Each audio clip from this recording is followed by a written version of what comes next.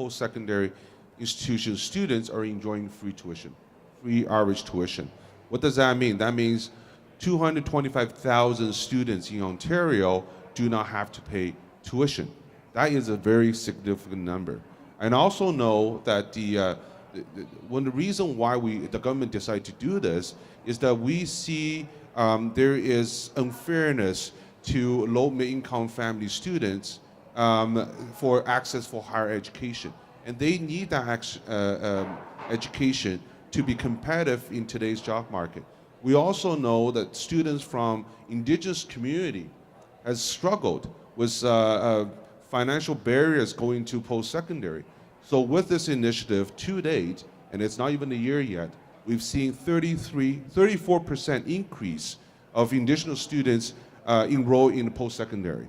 We also seen over 13,000 single mom entering the post-secondary institutions. These are significant because, not like the old OSAP, we eliminate the restriction on time out of high school. So it used to be 4 years out of high school that you are not entitled to apply for OSAP. We eliminate that. So a lot of mature students, this all of a sudden become an option to them.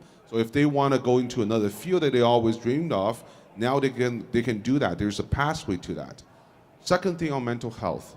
Being the parliamentary assistant, I've toured the province speaking to students. I was just at Waterloo University yesterday talking to a group of student leaders coming from the international background. There's tremendous stress faced by students, and in the past it has not been addressed. The government has invested $15 million in their initiative to address mental health issues in our post-secondary institution.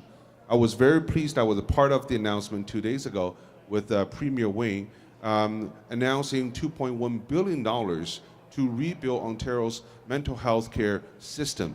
And in that package, I think it was $11.8 million will go towards post-secondary, and it's going to be in their base funding on an ongoing basis. So I think the government has shown that we get it.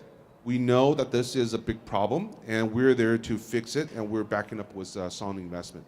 The last one, the access to good jobs. Now, I know in my writing, a lot of new graduates are getting hired by high-tech companies. The mix of our labor force is changing.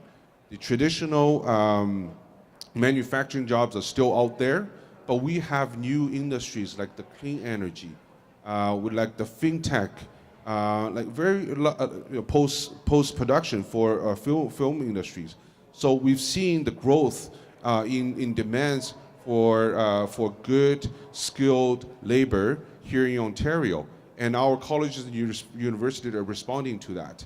So we are now at the lowest unemployment rate in the last almost 20 years, last 18, 19 years. This is significant. Coming out of the recession, the largest recession since Depression in the 1930s, and that was in 2009, and not even 10 years, not only we eliminate the deficit last year, but we are seeing economic growth that is leading the G7 nations. We have the lowest point in the 20 years. So this is all something that we can celebrate, and we think that we got to keep working with the institutions and connect them with the industries and the corporations so co-op programs can be expanded. The Premier and the Minister has already shown their focus on this topic. There's a lot more to talk about, so I'll just stop there. So these are the 3 top areas I heard. As always, we've made the Greens wait. Ms. Lam, how can you follow that up? It's not easy, but one of the things that the Green Party has proposed and has been promoting for a long time is to have eventual free post-secondary education for all except for masters and postdoctorate and things like that. That will become what we would aim at in the future. Meanwhile, we would support regulating tuition fees and having an index any of the tuition fees to the Ontario's Consumer Price Index, and freeze the tuition within each cohort, so that as you go through school, if you're doing 3 or 4 years, that you don't have a fee increase during the time you're there.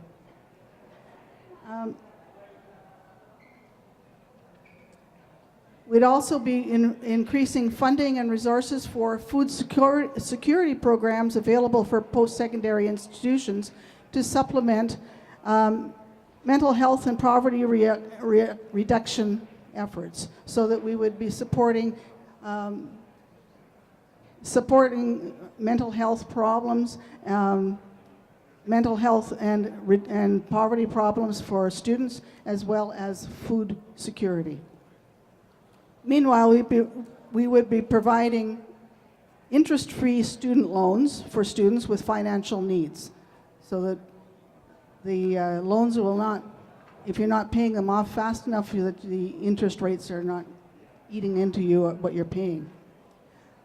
One of the things that we'd like to do is provide an option for employers to receive upfront subsidies for in hiring co-op students instead of having tax credits, so that would encourage the employers to have more co-op students. Because, as was said, co-op programs really are great for giving you experience, and when you go out into the workforce, you'll actually have the experience that they're requiring of you.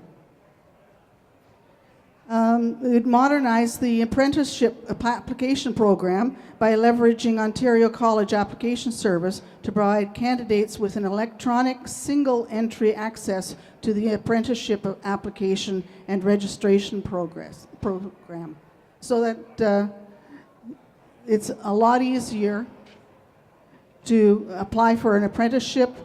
And there are so many jobs now that are the regular manufacturing jobs are being lost, and so the apprenticeships jobs are not available anymore. So we need, or at least the people to fill the jobs are not available. So we need to increase the apprenticeship. Okay, well, now that we've gotten the platform stuff out of the way, I want to cover a little philosophical ground. Because we are at Cumber College, and I think all the students here are in the midst of training for the jobs and the careers that they're going to have and when they leave here. But one of the things that is curious is, at least to me, is we do have sort of a bifurcated structure for post-secondary students. We have the job training at our community colleges. We have more knowledge-based learning at the universities. But in terms of looking to the future, we've heard a lot about job training. We've heard a lot about, having practical skills for the future economy and all those buzzwords. But in your view, and we'll go from left to right again, in your view, how much of education should be just about the base accumulation of knowledge, and how much of it should be about training people for jobs? Sure, I'll go first. It's a really good question. I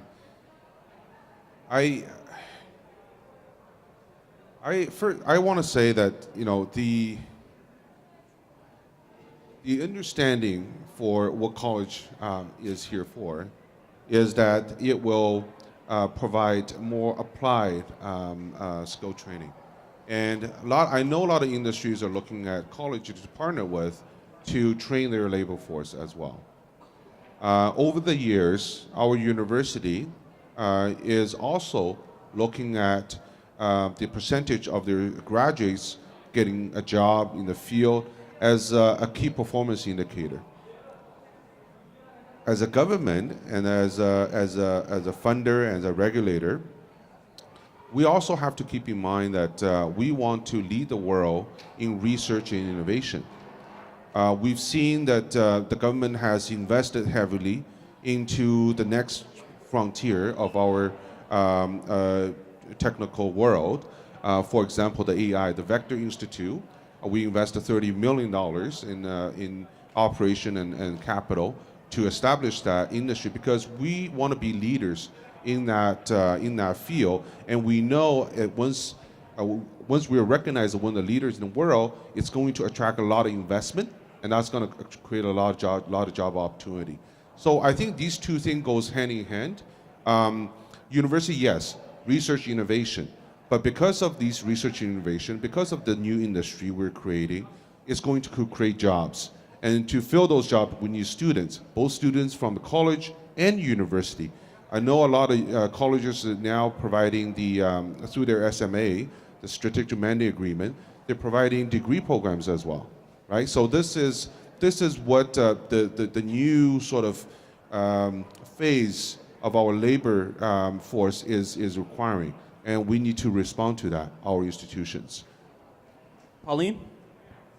One of the things as an elementary teacher I've noticed is that the systems seem to be leaning towards more and more specialization at younger and younger ages, which I think is wrong. And so to your point about where should we be putting our emphasis, I think a broad education up to the end of secondary, generally speaking, is the best approach. We now have senior elementary schools that